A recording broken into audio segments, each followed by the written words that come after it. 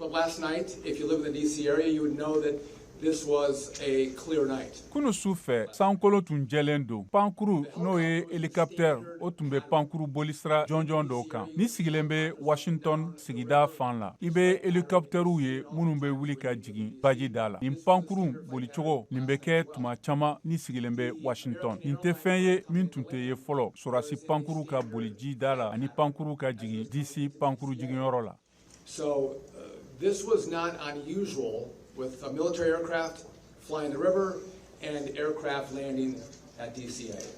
Reported we have located the... An ye pankuru fila bɛɛ yɔrɔ sɔrɔ American Airlines ka pankuru nin ɲɛfɛla wulicogo nin tun jɛgɛnna a tun bɛ tilayɔrɔ saba danfaralen na a cɛsirilen don ji la o la a ɲinini baaraw bɛna taa ɲɛ bi alamisa nin pankuru nin ɲɛfɛla bɛ ka lasɔrɔ cogo kɔrɔla NTSB n'o ye jamana ka bolimafɛn ko lakanani tɔnba bɛna pankuru ni sɛgɛsɛgɛli daminɛ jɛkafɔ kɔnɔ ni FAA Amerik pankuru ko ɲɛmɔgɔsoba kunnafoni bɛɛ la dalajɛlen minnu bɛ an bolo walasa ka ɲɛta ɲuman sɔrɔ.